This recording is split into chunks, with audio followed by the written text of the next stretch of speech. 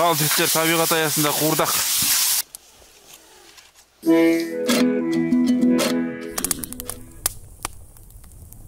Бүгін Үшқоңырдың қойнауындамыз. Енді Үшқоңыр Қарасай ауданы мен Жамбыл ауданының төріне орналасқан өте бір қасиетті елді мекеннің бірі ғой. Енді бұл мекенде небір алыптар дүниеге келген, небір ақындар, жыршылар дүниеге келген. Бекер ақындар елі, батырлар елі деп айтпайды. Осының бірде-бір куәсі осындағы біздің шыққан алыптардан ақ белгілі деп ойлаймыз. Енді бұның барлығының атын тізбектеп айта берудің керегі жоқ шығар. Оның ішінде біздің көзіміз көрген Есенқұл Жақыпбек деген әрі айтыскер ақын, әрі жазба ақын, талай жырлар мен өлеңдерін қалдырып кеткен, мұра қылып кеткен ағамыздан ақ білуге болады деп ойлаймыз.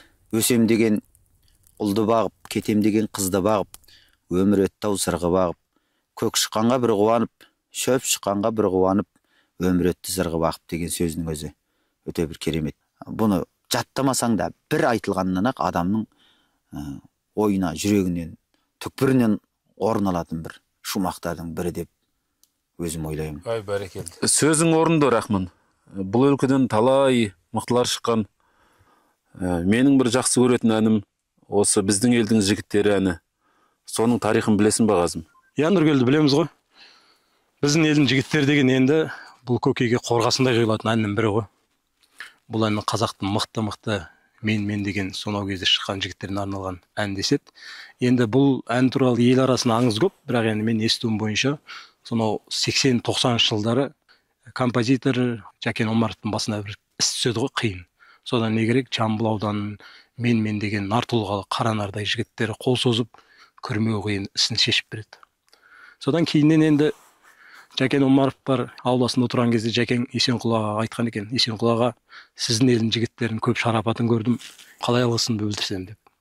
Сол кезде Есенқұл ағамыз ойланып отырып: Жәке, дұрыс айтасыз, мынау сіздің елдің жігіттері деген керемет екен сөзін. Мен біздің елдің жігіттері деген сөз шығарайын, сен соған ән жаз деген екен дейді. Ал Рахман досым, Үшқоңырдың баурайында тұрып, осы Жамбыл ауданында тұрып енді біздің елдің жігіттерін орындамай кетсек ұят болар. Сондықтан енді өзің орындап жүрсің ғой, сен орындап берсең. Ал кет. Шапын жібер, аттың басын. Қазақтың нар тұлғалы жігіттері жасасын. Елім деген, жерім деген жігіттері жасасын. Қазақтың жігіттеріне арналады.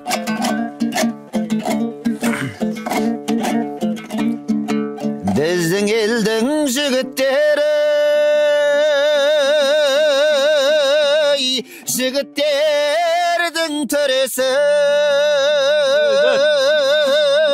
олар жайлау жиылған жұрт, не білесің сен осы? Олар жайлы айтылмайды-ау биік мінбеден, өйткен олар ақиқат пен шындық сөздің жебесі. Сөздер қандай? Олар жайлы айтылмайды-ау биік мінбеден,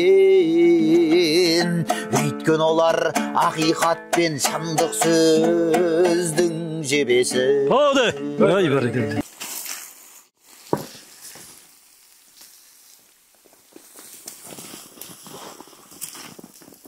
Ал, бисмилля, астан алыңдар. Астан дәмді болсын, жігіттер.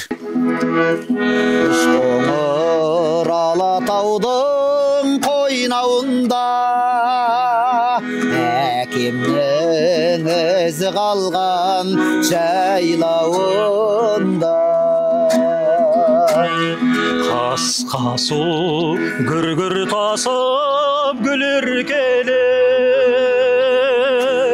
арқардың жайылатын аймағында. Ай, Үшқоңырым, туған жерім, рахым нұры тұнған жерім. ай Қоңырым тал бесігім, жүрегімде мәңгесімін. Ой, бәрекелді жігіттер.